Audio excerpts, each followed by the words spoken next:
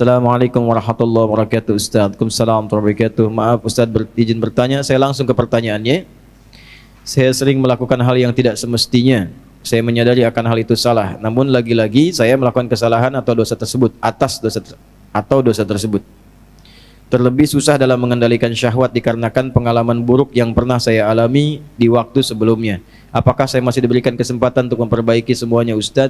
Quran surah keempat An-Nisa di ayat yang ke-17. A'udzubillahi minasyaitonirrajim. Bismillahirrahmanirrahim. Innamat taubatu 'ala Allahi lilladzina ya'maluna as-su'a bijahalatin tsumma yatubuna min qarib. Orang-orang yang mau kembali kepada Allah dengan taubat itu, maka lakukanlah ketika ia sadar ia salah, segera taubat. Ya. Jadi taubat itu jangan ketika Anda kerjakan, misalnya terjadi lagi Anda simpulkan gak diterima. Jangan begitu. Maksudnya terus taubati sampai di titik Anda menyesali itu. Jangan berhenti.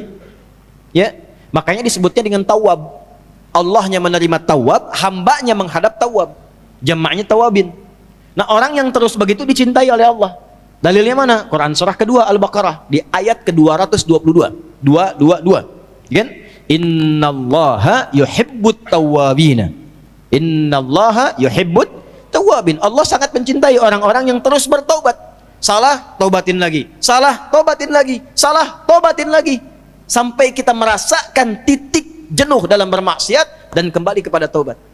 Nah, bagaimana mendorong supaya kuat pengaruh taubatnya? Satu, kata para ulama mengatakan, ketika Anda terdorong berbuat maksiat karena dorongan syahwat itu, bayangkan saat itu diwafatkan oleh Allah. Itu cara menghentikannya. Ya, ada dorongan syahwat nih. Ya, ketika akan terfikir untuk melakukan, bayangkan, rasakan bagaimana kalau diwafatkan saat itu. Nah, itu akan menghentikan seketika. Ya, seketika itu akan berhenti. Nah, setelah itu bagaimana? Cari suhbatus salihin, bergaul dengan orang soleh yang menghindari lingkungan tadi. Ya, kalau tayangan, hilangkan tayangannya, ganti dengan yang baik-baik. Bacaan, mulai hilangkan yang buruk, ganti dengan yang baik. Untuk menemukan itu, bergaul dengan orang soleh. Lihat, Anda pelajar di kampus, cari orang soleh. Ya, temani dia terus.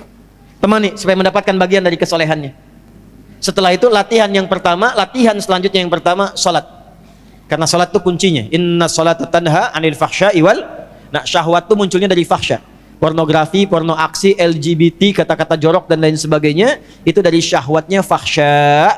Pencegah utamanya adalah salat. Maka dalam sujud mohonkan khusus kepada Allah supaya bisa dibimbing, diberikan kekuatan oleh Allah untuk mengendalikan syahwatnya.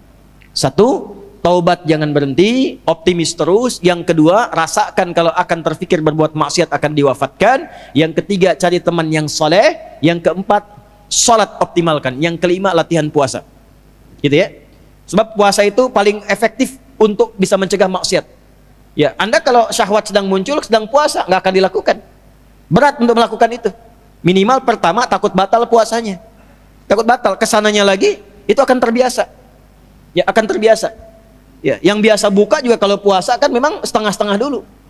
Ya, kan dulu pernah saya waktu di Kalimantan, ada cerita dari Sumedang. Preman tobat, pensiun. Kemudian dia puasa. Ya, begitu dia lewat, lihat rumah makan tuh. Rumah makan kok buka. Wah, jiwanya muncul lagi, datang ke situ gebrak. Pak, apa nggak tahu ini waktunya puasa? Jangan begini dong, tutup katanya. Tutup. Jangan kelihatan orang, tutup. Begitu ditutup, udah selesai. Es teh manis satu, Pak. Rupanya dia cuma sanggup sampai siang. Tapi alhamdulillah kan sudah mulai kan. Besoknya tambah lagi. Makanya sebelum nanti masuk Ramadan, nanti kita belajar. Ya, di awal bulan ya di Tanah Kusir kita akan belajar, salah satunya adalah latihan puasa sunnah. Itulah sebabnya nanti kenapa Sya'ban Nabi banyak puasa sunnah.